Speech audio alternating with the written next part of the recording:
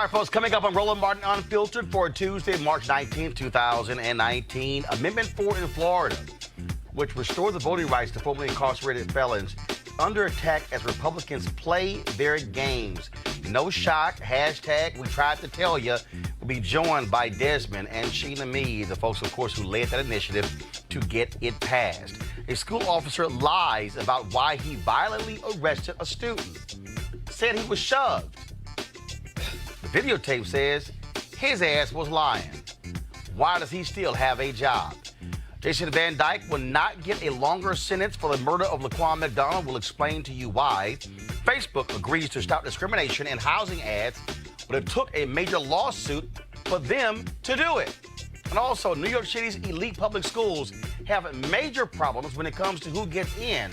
Black and Latino kids are being left out. Asian parents say everything is fine with us. And a top guy with the Wall Street Journal and Fox Business says white supremacists think Donald Trump is on their side.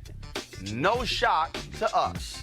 And another Fox host shows her total and complete ignorance when it comes to slavery.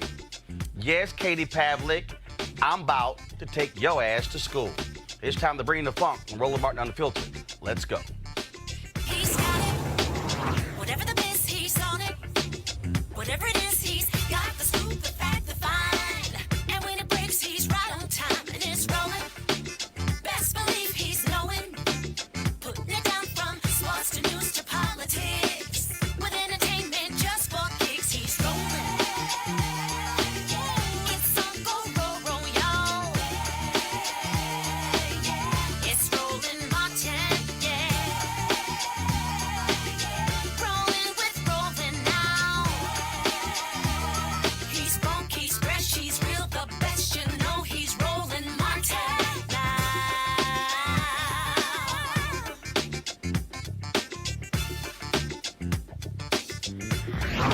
Martin. All right, folks, in November, by 65%, voters in Florida approved Amendment 4, restoring the voting rights to the formerly incarcerated.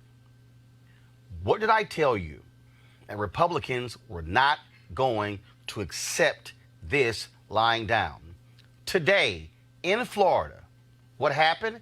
A House committee voted along party lines, saying that in order for people to get the right to vote, they would have to pay back any fines they might have. Now, let me remind you, the amendment, as written, said nothing about that. But the Republicans do not want upwards of 1.4 million people having their right to vote restored. Did you actually think that they were going to take this lying down? Did you actually think that they were going to have that many people get on the voting rolls to impact local as well as the 2020 election? Oh, no. Joining us right now is Desmond Meade and his wife, Sheena Meade. Of course, both of them led the effort to pass this amendment forward with the coalition there in Florida. Desmond and Sheena, we've had you on the show, and I knew this day was coming. I knew Republicans were not going to say, okay, sure, y'all passed it. This is no different than what happened in Utah, where the voters there said to expand Medicaid. Republicans said, no, we're going to change that. Or I think it was in Wyoming, where the voters passed a major ethics bill. Republicans said, nah, we're going to say to hell with you guys. I mean, they are in essence saying to you, to the folks who voted, what y'all voted for is irrelevant. We're going to control this show. So, Roland, I hate to say it, right, that you told us so, but, you know, I do still think that that is a blanket statement. I am not totally convinced that all conservative politicians is going to seek to thwart it. Right now, what we're looking at is just a handful of folks who is really seeking to expand what the definition of completion of a sentence is, you know, as well as include other agencies in determining whether or not people like me would be able to register to vote. But I can tell you this, in spite of what they're doing, we have thousands of returning citizens who have already registered to vote and participated in elections. Today, there's an election in Jacksonville, Florida, in which many returning citizens are turning out to vote for their sheriffs and for their mayors. We just had one in Tampa, and they're going to have a runoff, I believe, next month for the mayoral candidates. And so we're still pressing forward. We believe in people over politics, and we do believe that in the end we will prevail. But Sheena, the issue here is that, again, what they are doing, they are trying to suggest that, and they're actually using your language against you by saying that when this went before the Supreme Court, lawyers for your coalition said, well, completing a sentence could mean paying off all of your fines. So what they want to be able to say is that you have to be able to pay all these fines off, even if they were not related to your actual case. This is just different than what the language said. Yes. So the testimony that they're using by attorneys, and they're being real slick about it, because at the time of the oral arguments, that was no definite statement. At the end of the day, what we did know was that there is a very clear standard in the state of Florida that has been established under the leadership of Governor Charlie Crist, Governor Rick Scott, Governor Jeb Bush, Governor Lawton Childs. And it has been consistent throughout all of those administrations that completion of a sentence means that you have completed all terms of incarceration, you have completed all terms of supervision, and that you've paid restitution. And just to make sure that there was a clear distinction, the Office of Offender Review went further on to explain that we should not, and I repeat, not consider court costs, fines, fees, costs of supervision, and any other of these monetary obligations unless the judge specifically ordered those fees to be paid as restitution. And in cases where they're not, it should not be considered. That's a very clear, bright line that was drawn over several administrations, and I mind you, several conservative administrations. And that's the line that we're taking today. That's the line that we're telling our elected officials. Why even mess with it? You shouldn't be tinkering it with it. This Amendment 4 was about a grassroots movement. We intentionally refuse to have any politicians involved, because anytime politics get involved, anytime partisanship get involved, the people are the one that suffer. Yeah, and that's what we're seeing now. Yeah, Sheena, I'm reading this Tampa Times story. Neil Volz, political director for the Florida Rights Restoration Coalition, which advocated for Amendment 4, said after that mistakes were made before the Supreme Court. And so it seems that what these Republicans are doing, if they're trying to use what was stated in before the Supreme Court against you with this. And again, for the folks who don't understand, what this measure would do, it would require folks to pay back all court fees and costs, even, according to this story here, even if those costs are not handed down by a judge as part of the person's sentence. Democrats are saying this is a poll tax. Sheena? Yeah, so Roland, well, thanks for having us on the show, and you are the prophet, and so I will give you that, but I this is my approach. I'm a little bit more radical than Desmond. So my answer to all this, I'm an organizer, and Amendment 4 won in every state house district in the state, including conservative seats. 5 million people voted yes on 4 who were not convicted felons. If they want to play, we could play. In 2020, they will not have a seat. So my approach is this. We have 1.4 million people who have the right to vote. The people have spoken. The language is self-executing. They should leave it alone. And we are organizing. We're actually going to host a large conference call for our allies and our returning citizens. We recently had Advocacy Day, which you covered, taking up to 500 returning citizens, new voters, to Tallahassee, let them know that we're not playing with you. Don't play with this amendment. Don't play with the people's movement. And if you want to play, we have 5 million people behind us that's willing to take your behind out of office. And I think, go ahead. Well, I need to add this, right? Because you mentioned about them looking at the Supreme Court oral arguments. Well, they can't have their cake and eat it too. Oh, they'll try. They'll try. It's in those same oral arguments, and in the decision, a unanimous decision, that same Supreme Court said that our language was clear and unambiguous, right? And so for them to now come back and say that there is no clarity and they need defining, that seems to contradict what the highest court in the state of Florida has already ruled, that the voters knew exactly what they were voting for. The Supreme Court justices were very clear on the language in our petition. And for them to now come back and disregard the Supreme Court justice opinion, but then want to hold on to our attorney's comments, to me, seems hypocritical. Look, I certainly believe, Sheena, to your point, that that this is going to be a dogfight. I believe that folks have to be mobilized. They must be in Tallahassee, must go door to door and look those folks in the eye. And to your point, walk in there and say, here are the voting numbers from your district.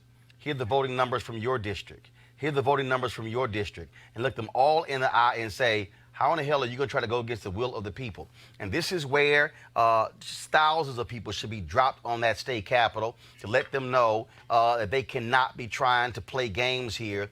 But again, because what the Republicans, what they fear, this is a voter suppression tactic. That's what this is. This is designed to frustrate. This is designed to keep folks, because they know if 1.4 million people are added to the rolls, Florida is now no longer Trump country. It's now a different state in 2020. It changes the dynamics of the 2020 election. That's why they're trying to get this passed. Well, Roland, I want to say this. Can you hear me? Yeah, go ahead. Okay. So I don't think they understand the game that they're playing right now. One of the issues that, first of all, they are fighting against their own constituents. When we went to Tallahassee and took 600 people, those were not all 600 Democrats, right? Registered returning citizens. These were conservative, also members that we have in our organization who would like to vote for Trump, who wanted to support DeSantis. But you know what? They're going to turn their own constituents against them because they're saying you're blocking me from the ballot box. They're impacting their own constituents. I don't think they understand that. Oh, they do. And so, No. Let me be real clear. They do, because I'm showing you precedent. Republicans in Wyoming, I believe it was Wyoming, it totally ignored the voters on the issue of passing an ethics law. Republicans in Utah totally reversed the voters' will when it came to expansion of Medicaid. Republicans in Maine, the voters there had same-day voter registration. The Republicans in 2010, I believe, overturned that. The voters came back in 2012 and put it back on the ballot, and it passed by almost 70%, saying, who the hell told y'all to do it? The Republicans in Michigan right now are trying to mess around with the amendment that was passed when it came to the commission to draw lines. They are so they, trust me, they don't care.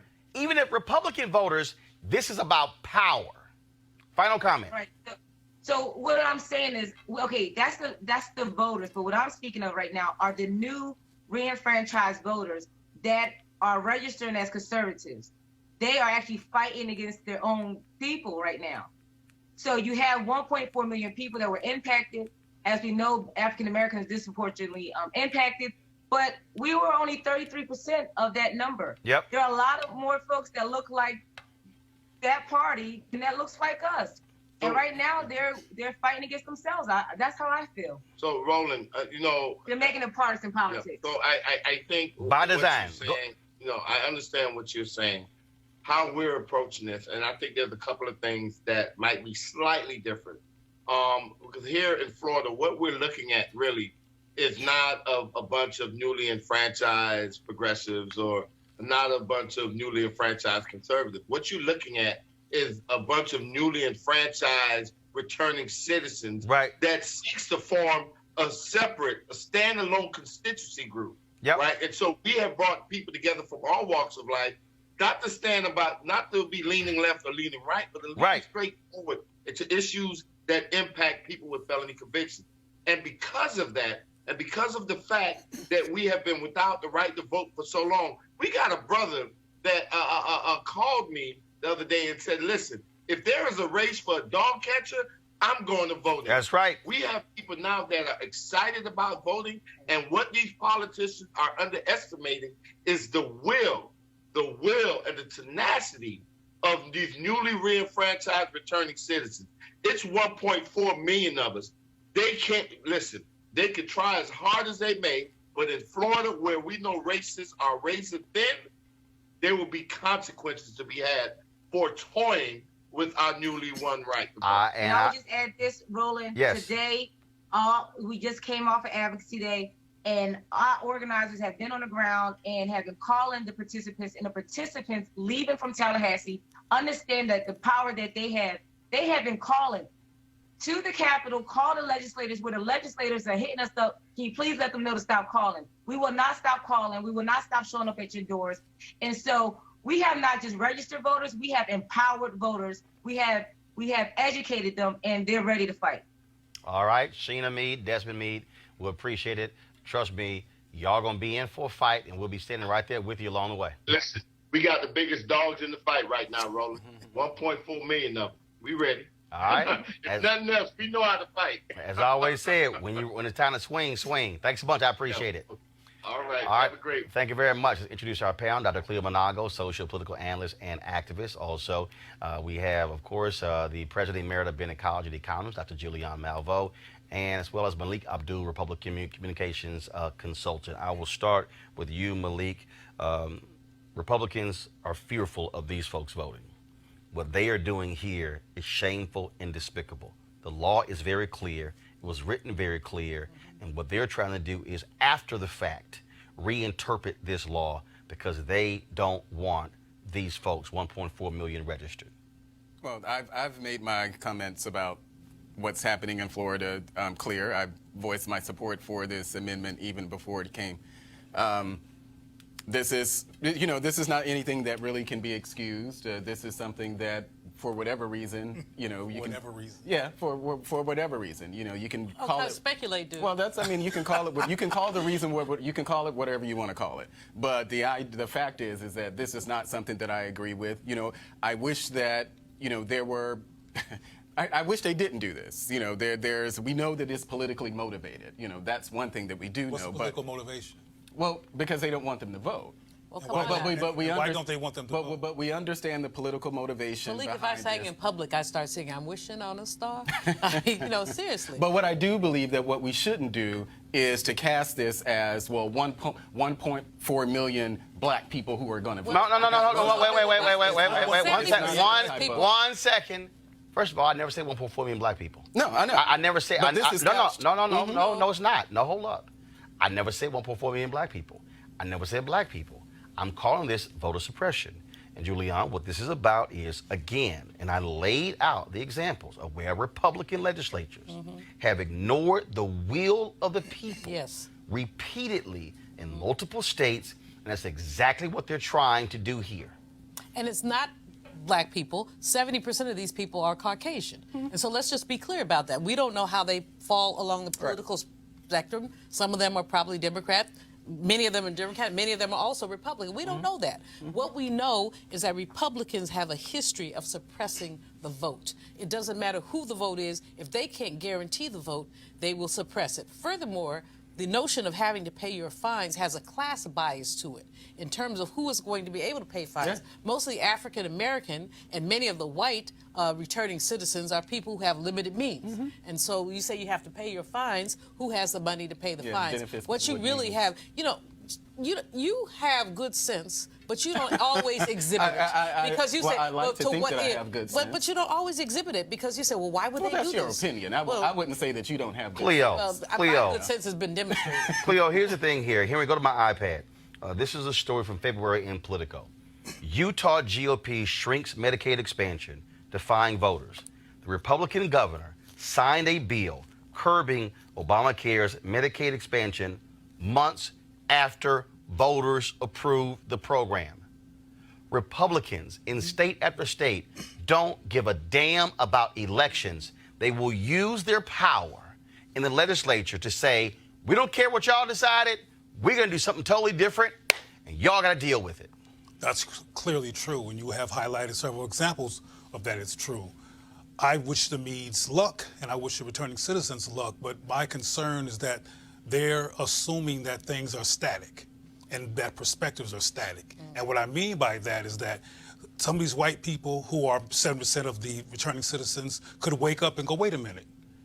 And some of the 5 million people that voted for it who were white could say, wait a minute, okay? They might have voters' remorse.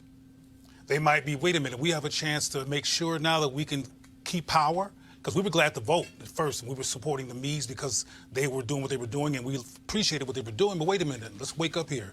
White people get a chance to stay in power. We're going to vote differently than we voted the first time. So Now remember, first of all, there's no other statewide vote. This is the legislature, so it's approved in committee. Now the question goes to the next body, and that is the House. The Senate has to vote. So the question then becomes, will the legislature? First of all, Republicans is that body equally bipartisan? Oh God, no. The Republicans have, I think Republicans have, an 81 seat majority in the legislature. But the thing that I said, because when this passed, I told Desmond, I said, Desmond, this is about to happen, and I understand this point.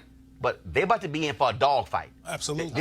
The Republicans in the Florida legislature are not going to say, you know what, y'all right. No, this is about to be a dogfight. Right. And they better be ready to marshal the people to literally descend on Tallahassee to apply maximum pressure. Final comment. Go ahead. That's what I was responding to. I wasn't responding to voters literally. I was responding to with them saying that they're going to have people making phone calls. Right. That people were going to be rallying behind them. And some of that 1.4 million and that 5 million are not going to rally behind them. Well, that's the point. They don't have 1.4. They don't have 1.4 million dogs. Yes. All the dogs are not their dogs. But that's what we and need there's to some new dogs on the other side. Well, again. But everybody should get in the fight. That's the bottom line. Well, I'm telling you right now, at the end of the day, it's going to be a serious fight because, look, if you're talking about adding that million, you have, and I've said this, probably there's been no other time in the past 60 years when you have had that number of new voters. The only other time you could think of was when the Voting Rights Act was passed in 1965. That's what this is about. This is about power. So if you're in Florida and you voted for Amendment 4, put your marching boots on, put your overalls on, because it's time for a dogfight. All right, folks, speaking of fighting, let's go to our next story. No charcoal grills are allowed. I'm white. I got you, huh? Illegally selling water without a permit On my property. Whoa! Hey! You don't live here. I'm uncomfortable. All right, folks, a lying school resource officer in Springfield, Massachusetts, now has a different story because he said that a student shoved him. But watch this.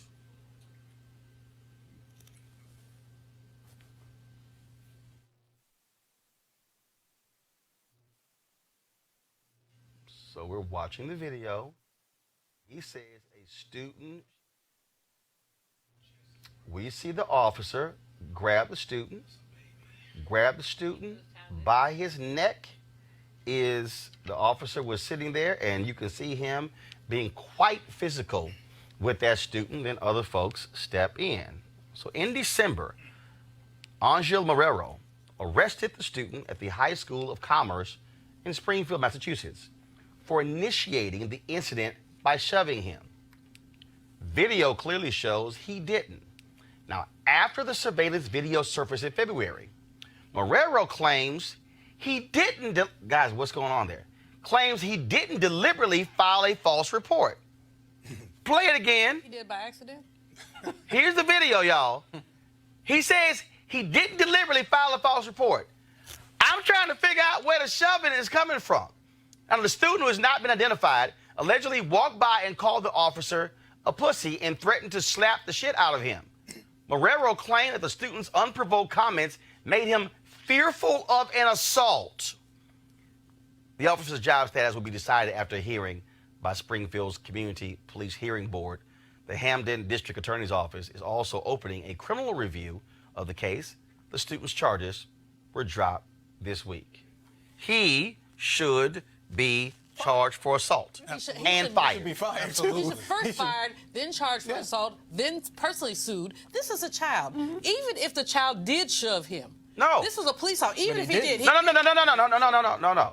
There was no shoving. Yeah, he didn't So no. She's been No. hypothetical. That was no. We ain't going there. There was no shoving. I got you. Even if he cussed you out, you don't grab him by the throat and then you come back and lie. And then say you by accident. You The lied reality by is accident. he lied On in purpose. order to cover up what he did because Cleo, he did not realize it was a camera up there recording the whole thing. Right over his head. Clearly, he didn't realize it.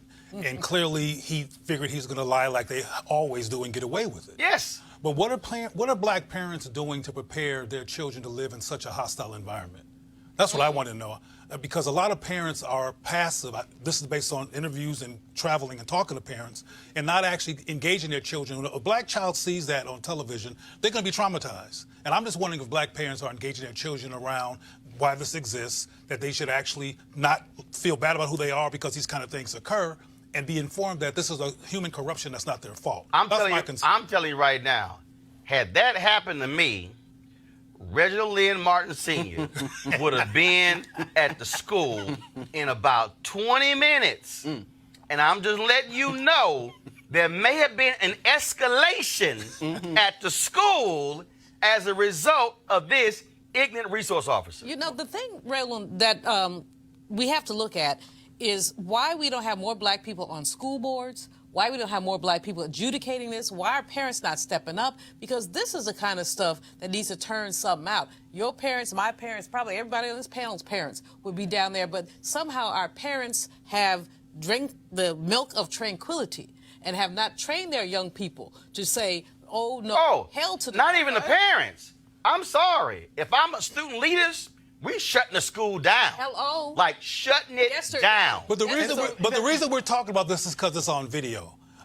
Like I say every time I'm on this show, most cases are not on video. Right. Well, I'm not sure if a case like this wouldn't have made the news. No. Because video changes it. Yeah. Because people would have accepted what the officer All said. the time. Exactly. Then they would have All the interviewed time. people and they would have said, Including well, some the black students people. are making the stuff up. The reality Or they would have is said he was a bad video actor. changes the equation. Right. It's no different than the Ray Rice deal. Right. Okay, when people saw him punching his wife, that changed folks' view and why he's never been back in the NFL. Malik, go ahead. What this is an extension of what we already know. You know, it is the seeing black bodies as threats, whether it was the super predator threats of the 90s or what we're dealing with This today. child was a full foot shorter than But that it man. doesn't. But we're still dealing with an extension of the same thing. That people see black bodies as threats. Here's what we're dealing with.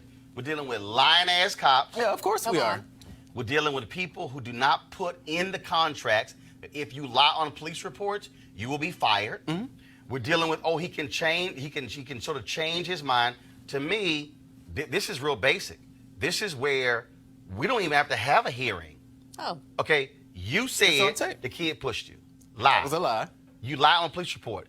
You gone. Yeah, you should be fired. Final comment. How do you inadvertently lie? How do you inadvertently You lie? don't. Lie on purpose. So, You don't. So we have to be really clear that when we start looking at these police reports, what we're looking at is conspiracies against young black people. Right. Our young boys, our young girls are not allowed to have childhoods, and this is a tragedy. And here's the piece. And again, what we're dealing with here, when you talk about what happens all across this country, same thing we're about to talk about in Miami-Dade County, Florida. Okay, where you have 5 recent incidents of police misconduct that have gone unpunished. The same problem. Reuben Roberts, chairman of the Miami-Dade NAACP, thinks a civilian review board is needed to rein in the police department. He joins us now from Florida. Reuben, welcome back to the show. So let's go over these 5 incidents. Here's a video we showed last week of cops violently arresting a black woman who had called the cops after being threatened by a white man with a gun. Let's take another look. Just calm down. You know what? She needs to be corrected, if anything. Calm down. All right? Why? Why do I have to be corrected when my life was just threatened and my daughter's sick? I just want to go to the store and charge my phone. Please stop. She didn't even do nothing. Touch me. Do not touch me. Do not touch me. What do the not record heck? this. I Do not am. touch me. What the? Why are you doing that? Why are you doing Do that? not touch Why are you me. doing Do that? not touch me. She's not doing I wanted to nothing. call my kids. I just said I wanted to call my kids. My phone is dead. What do you not understand? I got a gun pointed in front of me, and my kids is sick. I'm stressed out. I need to go. All right, here's the violent arrest of Ephraim Casado, where the police lied about what happened. Shocking. Officers claim that Casado exited the car, quote, concealing his hands before committing a battery upon the detective. Press play.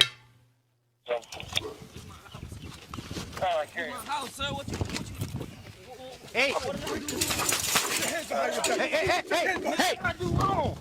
your hands back. Put your hands behind your back, man. Well, that's abuse. Come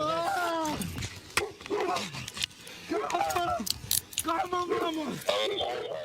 All right, yeah, so Sergeant Manuel Ruggiero was arrested after getting caught on tape hitting a handcuffed suspect named Brian Crespo. Here's that video.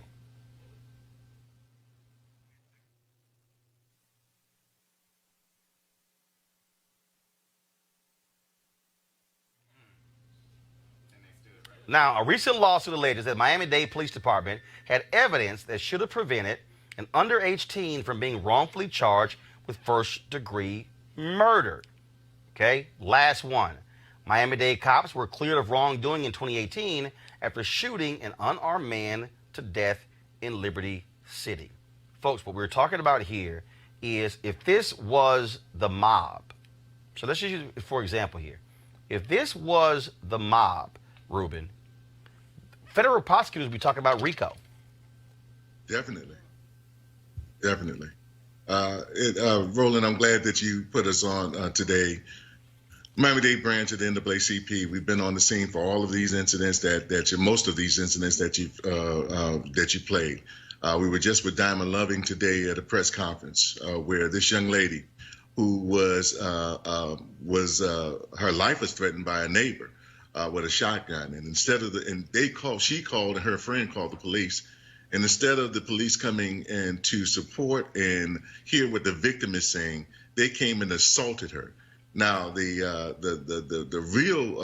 real tragedy of this whole event is that the officer that you saw that was the aggressor was a field training officer. So he's setting the example for all of these other officers who are there, who are younger or rookies, are there. This young lady didn't do anything. Can you imagine somebody putting a gun at you and then you tell them to calm down, to be quiet?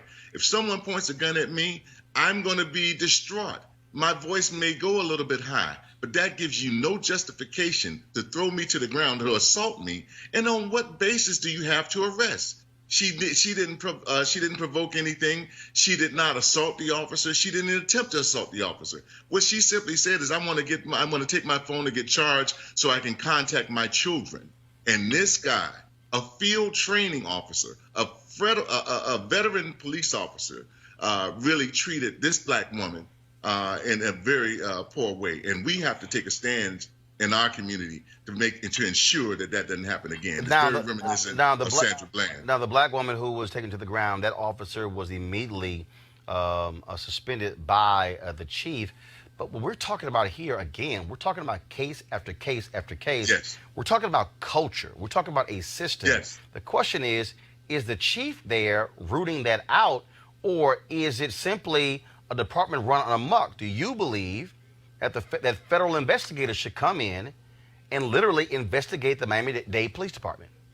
I believe that should be the case. You know, we had something similar in the city of Miami a couple of years back, and as a result, the Miami-Dade branch of the NAACP contacted the Department of Justice. They came in, and then eventually there was a consent decree, which helped them to get their police oversight. We had the oversight at once upon a time. The ordinance is still on the books. However, funding was withdrawn after the housing crisis. We took it back to the commission last year. The commissioners voted up to reinstate, to refund the oversight panel. However, the mayor vetoed it.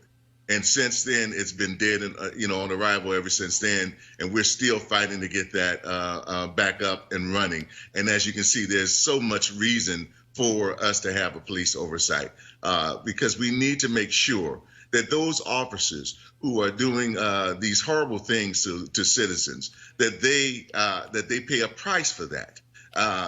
We know that there are good officers out there. Hell, I have family members who are good officers, right? But we need to make sure that folks who are hired to protect and serve don't violate the rights, the civil rights of citizens, like you've seen in the videos that you displayed tonight. Ruben Roberts, Chairman, Miami-Dade, NAACP. We appreciate it. Thanks a lot. Thank you, sir. Cleo, you work with law enforcement in California. They've had issues there as well. This is what we keep talking about here. This is culture. This is how significant number of cops think. This is not isolated. It's not a few bad apples. It is the culture of police. We run this. You do what we say, and whatever we say goes.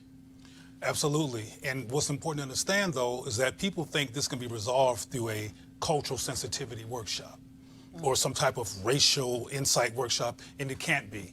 These white men and the black people who follow them have some rage and anger toward black people, and black people are stigmatized in their eyes. When I was working in law enforcement, I remember when we did target practice, it was a brother with an apple cap like this, a black profile that we shot at, or that they shot at until I complained. But there's also a media component here, too, in terms of how the media portrays us. And we need to look at the whole thing in terms of protecting ourselves, because it's not something that's going to go away because of some micro focus on cops' culture. This is a larger culture of the United States that defiles black people and dehumanizes black people. And I'll close by saying that a lot of black people, unfortunately, have internalized those values as well. Because often a cop who's black signs off these lies, who comes like they did with Walter who's Scott. Black? Who's Latino? That's right. Because that's cop culture. Julian. There's still black people doing the most dying. One of the biggest challenges, Roland, is that these police review commissions, and many people see that as progressive. So let's have a police review commission. But what can these police review commissions do? Often they have few teeth. Right. What can they do? They can't. They can investigate. They cannot suggest suspension, firing, or anything like that. They can simply investigate. And so it's sugarcoating. What we really need to do is have zero tolerance for these kind of incidents and say, if you do this, you gone. Period. If you do this, you gone. But who determines that? And look, this is the deal, Malik. The problem is you have a Department of Justice. Jeff Sessions is gone, but he left it in place where he doesn't want the DOJ coming in because that hurts the morale of cops. We gotta be concerned because they're in their feelings. So we gotta be concerned about their feelings. So looking at those videos, to your point about Sessions, I'm glad Sessions is gone. I actually like a lot of the things that Barr is talking about.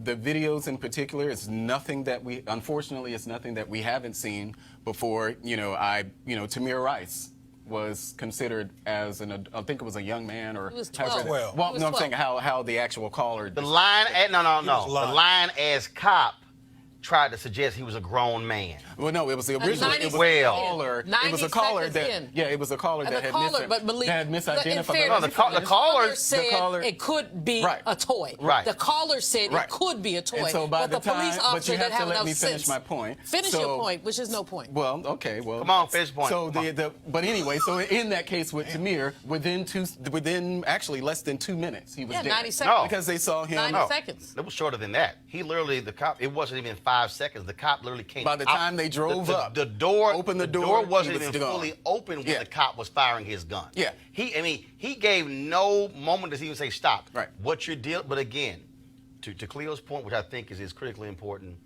you do have to examine the entire piece here, and that is they walk into police departments conditioned to think, oh, they're guilty. Yeah. They're a criminal. They're going to shoot me. We've seen the videos where white cops and even others approach a car, hand on the weapon. Yet, if it's a white driver, they walk up, sir, can I see your driver's license? It's a totally different view here. And so hopefully we'll see some intervention there. Also, this is what Ron DeSantis, you're the Florida governor. You don't wait for the Department of Justice. You can actually use your state troopers to investigate. But I doubt very seriously you have the guts to do so. But Roland, let's not forget white anger. There's some white anger in here that's causing these murders and this harassment, and we need to, at some point, on one of these. Well, no, I mean, no, but also it is all tied to, again, this notion of I have a badge and a gun, and I literally, the law is situated where I can do whatever I want, and I can then display whether it's my whether it's my white anger, whether it's my black anger, whether it's whatever anger I got. Whatever, if I want to go home and beat my wife, whatever, I'm gonna take it out on y'all and all those taxpayers out there who don't say nothing. Y'all getting jacked because millions and billions and millions of dollars in settlements, and that's why I want to see all the Republican no tax people. I want to see Grover Norquist, who's always talking about cut taxes, stand up to say, why is taxpayer dollars being spent billions on police settlements? It's worth it. I just want to see. I got to go to a break. Kill black I got to go to a break. I'll be back at Roland Martin Unfiltered just a moment. It's worth it to kill black.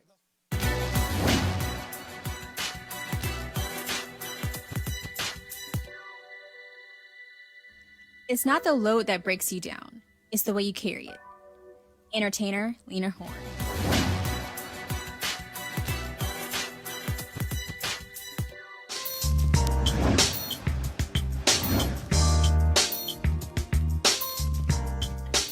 All right, folks, HBCU Giving Day. School is Norfolk State University, founded in 1935. It's located in Norfolk, Virginia. Notable graduates include Tim Reed, Karen Briggs, Nathan McCall, Yvonne B. Miller, J.B. Smooth, Susan D. Wigginton, many more. If you want to support Norfolk State, go to nsu.edu, nsu.edu.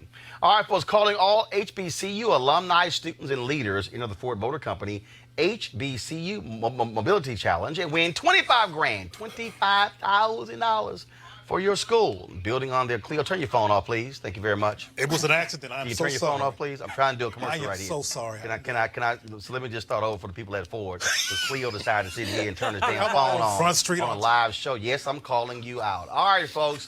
Again, from the top. Oh, God. Calling all HBCU. Keep the camera on me, please. Thank you. Calling, not on Cleo. Calling all HBCU alumni, students, and leaders, enter the Ford Motor Company HBCU Mobility Challenge and win $25,000 for your school uninterrupted. Building on their long-term support of HBCUs, Ford is looking to improve mobility in HBCU communities through innovative solutions. The winning program will receive a grant of up to $25,000 to implement their proposal. The deadline to apply is March 31st, 2019. Go to FGB.Life. That's right there. FGB.Life for more information and to apply. Ford goes further in our community, and we certainly want to thank them for being a partner with Roland Martin Unfiltered. Jason Van Dyke got only 81 months behind bars for the murder of Laquan McDonald. The Illinois State Attorney General, Kwame Raoul, wanted to reopen the sentence, which today the Illinois Supreme Court said no. As a result, that sentence stands. Now, of course, he also has been transferred to a different prison because when he went to one prison, he got his ass whooped. And so that's what happened to Jason Van Dyke. His wife, of course, has been crying on television how it's just destroyed their lives and lives are over. But the reality is he'll get out of prison. Laquan McDonald will never return from the dead. That's right. Folks, let's talk about this settlement with Facebook. Okay, Facebook was seriously criticized as a result for housing discrimination in terms of their particular ads. And when we see these ads on Facebook, it's all based upon who we are, what we like, and what we buy. Now, advertisers can ask, or they could have asked Facebook to exclude certain people so they do not see the advertisers' ads. The advertisers don't want to pay to show those ads to Mormons, if you talk about alcohol, whose religion prohibits drinking. But we're not talking about drinking. We're talking about housing. Well, what Facebook did was they had to actually enter into a settlement brought by the National Fair Housing Alliance. And that settlement prevents discrimination in any housing ads. Training for Facebook staff and continual monitoring to make sure Facebook follows the settlement will take place as well. And so Facebook has been under lots of pressure on many fronts. This is one of the more egregious ones. And you would think after 51 years after the Fair Housing Act, Facebook would figure that out. But it's all about the Benjamins for Facebook, and now they have to deal with the consequences of this settlement. All right, folks, let's talk about education. A huge story out of New York City, which summed up perfectly in this tweet from Congresswoman Alexandria Ocasio-Cortez. Before I go to it, it deals with the specialized elite schools in New York City. Who gets in, who gets out. What we know is that New York City actually has the largest percentage, largest number of black people in America. And at one of its elite schools, 7 black kids got in. This is what she tweeted. 68% of New York City public school students are black or Latino. To only have 7 black students accepted into Stuyvesant, a public high school, tells us that this is a system failure. Education inequity is a major factor in the racial wealth gap. This is what injustice looks like. Now, that's her tweet. So let me give you the story, okay? New York has 8 specialized high schools, okay? These are not magnet schools. The entrance is determined by a single rigorous standardized test in middle school. Now, the issue is how people get into these schools. Now, Mayor Bill de Blasio has wanted to scrap these tests in order to expand the number of black and Hispanic students. The interesting thing, though, is that Asian parents are mad as hell because of this. Why? Because at this particular school, 74% of all the students are Asian. Look at this chart from the New York Times. You can see the black students are in red, okay? The Asian students are the light blue on the bottom. Let me explain it again. Asian students in blue, black students in red, Latino students, of course, they're in the orange. Now, the issue that these are the most elite schools. De Blasio said this is unfair. We need to open them up. Huge role in New York City as to exactly what to do about this.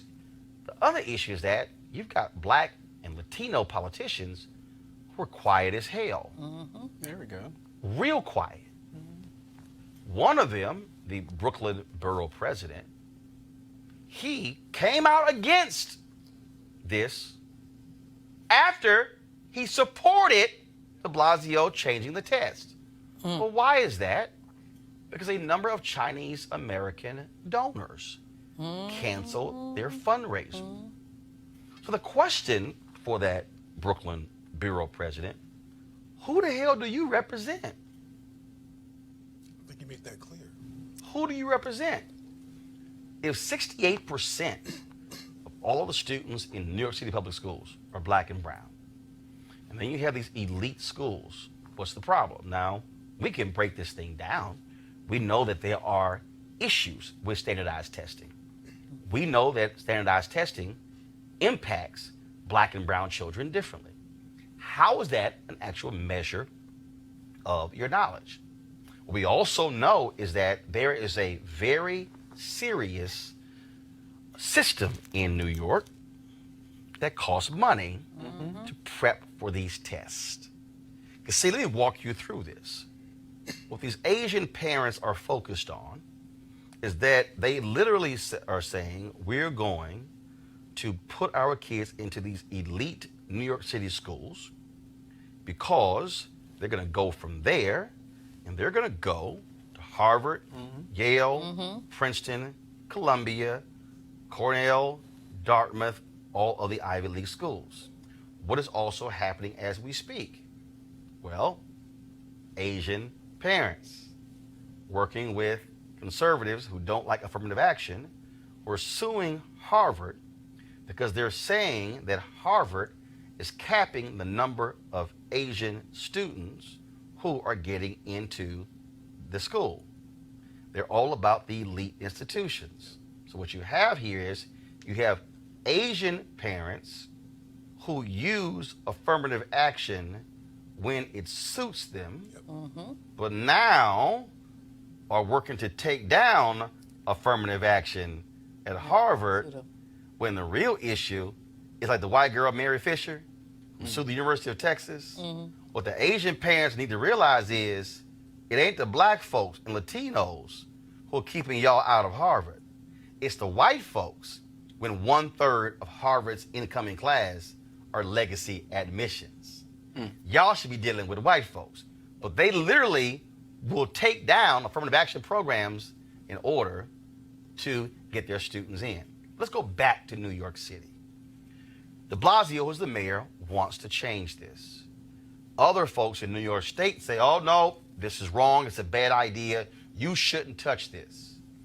This, folks, is a fundamental problem because what we're dealing with is there even one solution. Somebody said, well, what if we then, since we have 8 elite schools, why don't we just create a 9th one for the Asian students? No. Create a separate school for the Asian students? So, again, walking you through the problem here.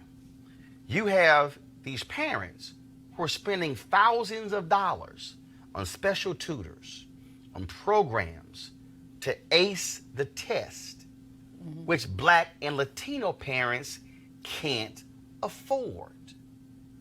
You have serious inequities here. The question is, what is New York City going to do? Also, what are these Black and Latino politicians going to do? A couple of years ago, I spoke to the Black and Puerto Rican caucus in Albany, New York. This was not an issue. Trust me, I lit them up then. They probably would not want me to have to come back and speak to them again when it comes to this issue. I want to go to our panel here. Juliana, I'll start with you. You were president of a college here, Bennett College. This exposes how shameful New York City public schools are, and how you have all of these white folks, liberals, Asians, liberals, who say, oh, don't you dare touch these special schools because they have benefited more than anybody else from the system and don't give a damn about leaving Black and Latino kids behind. And just step back for a moment, Roland, and talk about the economic implications of this. These schools are taxpayer funded. All of the tax dollars from New York are going to fund these schools. So Black parents' dollars, Latino parents' dollars, everybody's dollars are going to fund these schools, but our kids are not getting the benefit of these elite schools. So it's literally a transfer from the poor to the wealthy. And that's something that I think has been missing in part of the conversation. Yes, we can talk about the myth of meritocracy, and it is a myth. We saw that with the college admissions scandal, but we also see, when we look at the entirety of the pipeline, what's on the pipeline? How do you get to these schools? As you say, people are paying for tutors. People are paying for supplemental education. If you make the average income for an African-American family is under $40,000 a year. Average income for a white family, something around $70,000 a year. So if you make $35,000, $40,000 a year, where is the tutoring money coming from? There's no program to supplement tutoring for all children. So this is not about a meritocracy. This is about a wealth autocracy, if you will. And Asian folks have been, many of our allies have stood with us, but many have not, because it's really all about the Benjamins. It's about their bottom line, not about our bottom line in access. I think simply on the basis of the transfer of wealth from the poor to the wealthy, by taking my tax dollars, and my child is going to a raggedy school, and saying my tax dollars are going to support Stuyvesant, which is a state-of-the-art school in New York, that is patently unfair. Bill de Blasio is doing the right thing, but because of, the law is designed to support the status quo. Here is a tweet from Kristen Clark. Go to my iPad, please. In 1975, Malik, there were 303 Black students at Stuyvesant, one of New York City's elite public schools. Look how the numbers have declined. 1980, 212. 1990, 147. 2000, 109. 2018, 10. 2019, 7 Black students offered slots. Wow. Wow. How to explain that? I don't know. I don't know if they did some type of study explaining exactly what happened between the years or anything. But what I do know is that, as much as what you said, these politicians, they need to get behind it, the Black politicians. And I'm talking about people on both sides. It's not just Democrats, but Republicans as well. We need to start looking at these things collectively. Let me give you one more. The Bronx High School of Science. 12 offers to Black students out of a class of 803. That's 1.5%. In 1994, 11.8%. 2005, 4.8%. Let's get Alexandria or Ortez or Ocasio-Cortez. Ocasio-Cortez, all of and these, many others, and many others. Let's get all of them together. They need to start pushing these type of things. You know, she has a platform. Let her use the platform to address issues like this. Cleo, it's not an issue. Cleo, 295,000 black students in New York City public schools. See, this is one of the reasons why I don't like the term people of color. Because the term people of color implies, without explanation, and it's usually without explanation, that we are this group of people outside of whites that go through this similar challenge. And only people who will have, and who usually have black people's back when we have each other's back, is black people. Yeah. We advocate for ourselves and stop being put into this people of color abstract inclusive. Right. Even when I speak Spanish fluently, so I'm often in Latino meetings. Anyway, the bottom line is that nobody be talking about black and brown, but black people. A lot of those people are just brown. We need to be just black. Black. And be glad about that. So the whole point I'm making is clear here is that people of color, those people of color are Asian. They are not only not caring about black people, but they're helping to bogart and get in the way of black progress. There's a lot of that under the rubric of people of color. That's why we need to stop being non-whites, which is what people of color means. They need to and scrap be black. That's why. Well, and that's the piece. Black, And there are many people who believe the test should be scrapped and you should have some other measurement. But here's the piece. Those Asian parents are like, hell no, don't you dare do that. Because they benefit from it. Because their focus is all about the Ivy League schools, Juliana. And the fact is that we know that students with grade point averages and other things, not the test, succeed. You know that you can teach to the test. You know that. Yes. So the notion that the test is the only entry portal to these elite schools is in itself discriminatory. Yes. All right, folks, let's. I got to show y'all this video here, okay? So Katie Pavlik, right-winger, works at Fox News. She blocked me on Twitter about a couple of years ago. What'd you say, Roland? Because she's also a crazy gun person, Second Amendment. And she said some foolish stuff, and I had to smack her down. And, hell, I was right, and she was wrong. So she's like, block. That's what happens when you weak because you can't debate people. I only block people who use the N-word or who use coon, who use racial slurs, okay? I ain't got a problem debating. But y'all check this out.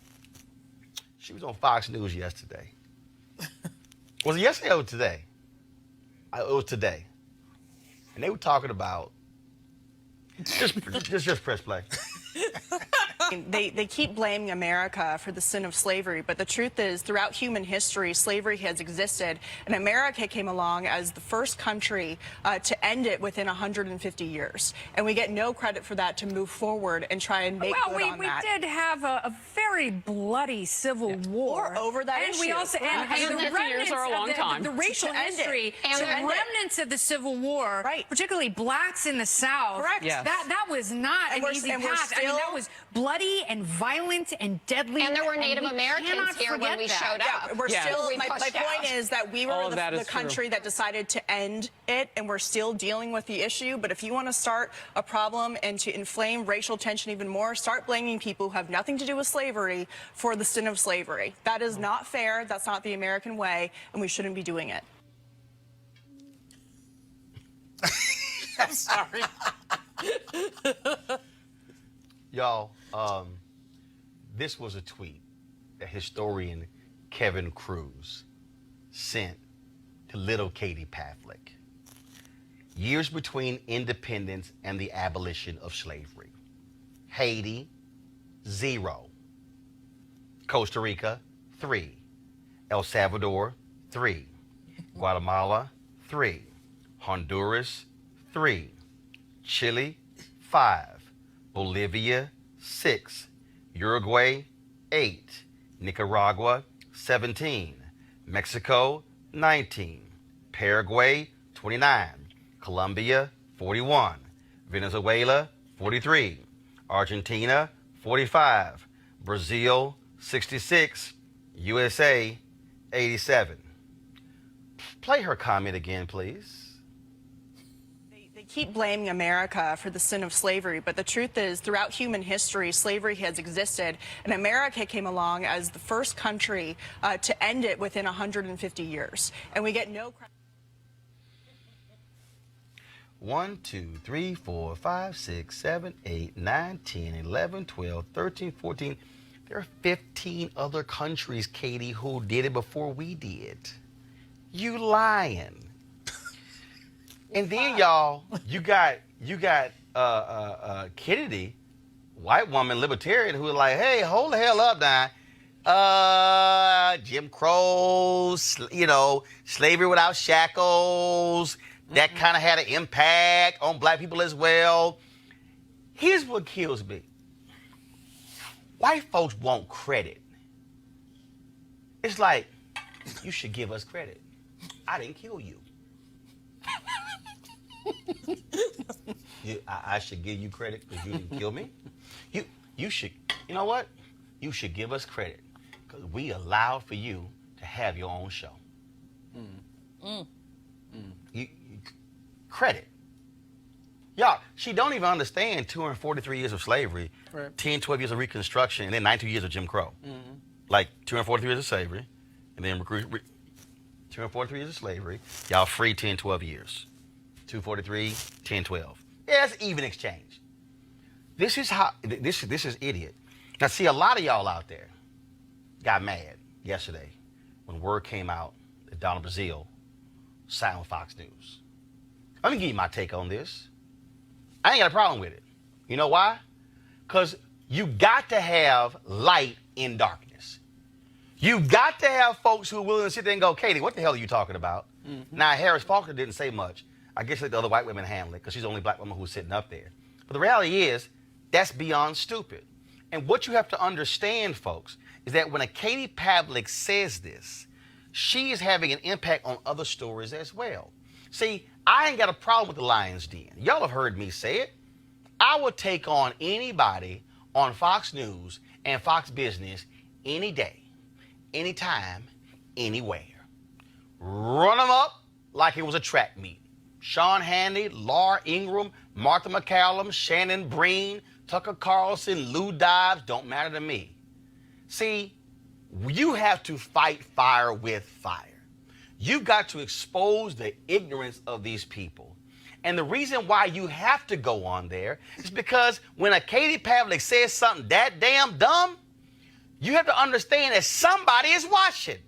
And somebody who is watching will go, oh my goodness, I love Katie Pavlik. And Katie Pavlik said this, and I think she's smart, so therefore it must be true. No, you must have somebody there to counter ignorance, and we see it a whole lot.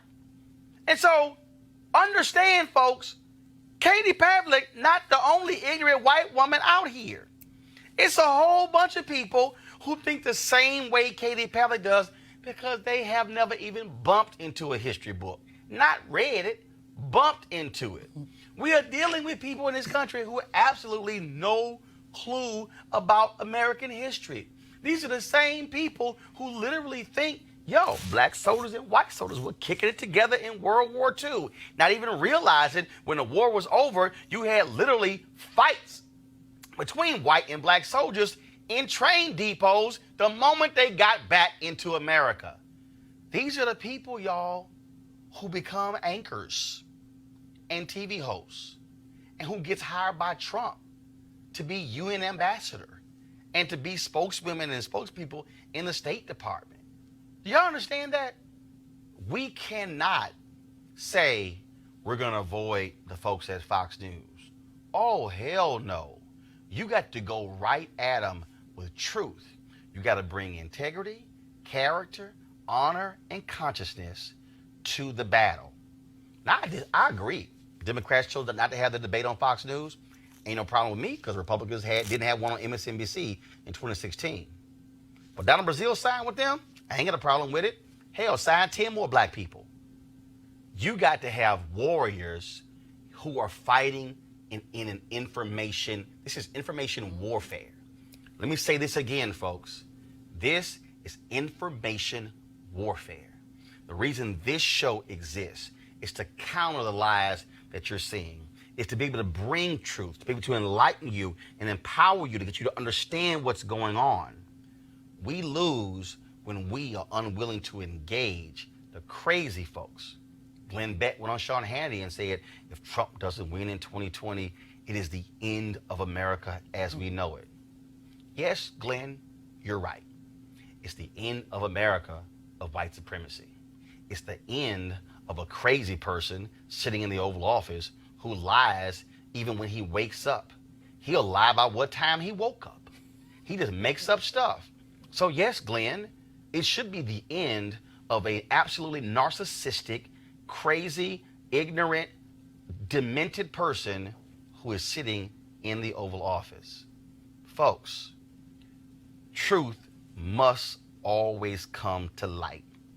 And I appreciate you, Katie Pavlik, for showing us your level of ignorance. Clearly, you didn't get into one of New York's elite schools because you would have failed that on the test.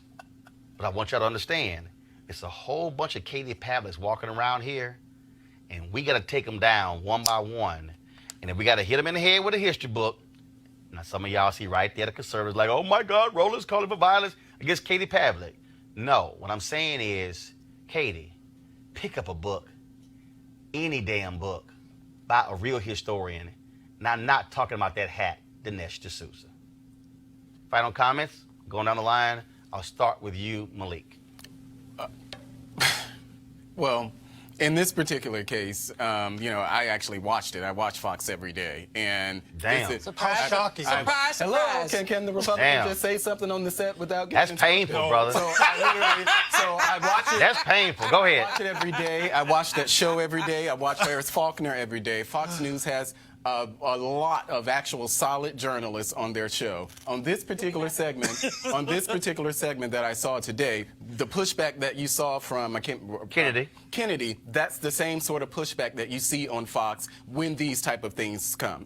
When these type of things happen. So I'm happy. Well, actually, you don't always see that because a lot of times. Well, I watch it all the time. Well, no, because I saw a clip the other night where Martha McCallum, she had a woman on. She didn't push back her craziness because a lot of times what they'll do is play the game. They only have one guest and not have another guest who can push back against their nonsense. That may be true, but that no. Wait. Hold on. Stop, Julian. Wait. Malik. It ain't that may be true. That is true. Okay, but she's a solid journalist. Who? Martha. Right, but the nonsense she quoted. So, but that's something that you saw the clip when MSNBC. Hold on, you saw the clip when she quoted MLK? Okay, I'm gonna play it for you tomorrow. Julian, go ahead. Here's the issue, Roland. As you pointed out, you have these dumb white women and others who have not had an encounter with a book ever. You're absolutely right that she should be assaulted with a book, but let's make it a softback, a paperback, not a No. Again, when we say assaulted with a book, we're saying educated. But book upside the head, book upside the head. Because basically, there are so many episodes of Black history that people don't know. That you have conversations with white people. They don't know about Tulsa, Oklahoma. They don't know about Black Wall Street. And a lot of Black folks don't know, but go ahead. I've had arguments with folks where they will tell me that after enslavement, everything was cool, not knowing about the stealing of our land, the conversations about reparations. And so this woman should not really be on the air. Cleo Monago, final comment. I hope to see what Brazil actually does. I'll probably be asking you, Malik, what had happened because I have to eat. I don't watch Fox. But what I want to say before you get rid of me, Roland, is that I don't believe that all these white people who you're calling ignorant are quote unquote ignorant. I think they're doing industrial strength, white supremacy deflection. Got it. They don't care about the truth. That's one thing I want to make real clear. They don't care about what happened in slavery. They're trying to they're doing psychological war. And that's why it says informational warfare. Yes. They're not as ignorant as they say. No, they're ignorant. They're ignorant, but I know the game. I got it. They want white supremacy to look like it's not a bad thing. I know. They used to say that we enjoy being slaves. Remember that? I understand. That we were in the cotton field singing, and they knew we were being lynched at the same time. I got you. So we keep assuming that they're rational. No. Hold up. I can call you ignorant, not assume you're rational. They're not No, they have a strategy, is what I'm saying. I understand. When she says that deflective crap, which is all over Fox, they're doing that to create a narrative in the society that reflects any clarity about what's really going on, so they can stay in power. All right, y'all. It's time for us to go. Great show today. If you want to support Roland Martin Unfiltered, please go to RolandMartinUnfiltered.com. Join our Bring the Funk fan club. We actually roll those credits on Friday, all the folks who have donated to join our fan club. And also on Friday, my one-on-one with Lisa Ray. Don't want to miss that. We talk about, again, being aware of issues in politics and the importance of voting. You definitely want to hear her testimony about that as well. So again, support us at RolandMartinUnfiltered.com. I'll see you guys tomorrow. Holla!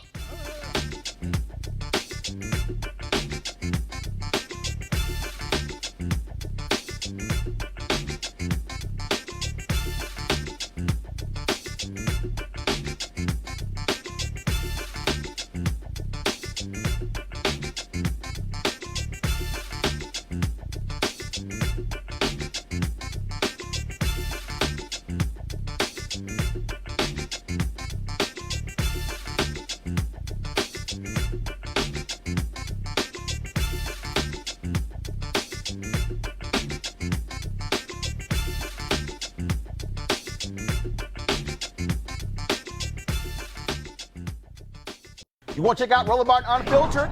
YouTube.com/Roland S. Martin. And subscribe to our YouTube channel. There's only one daily digital show out here that keeps it black and keep it real. It's Roland Martin Unfiltered. See that name right there?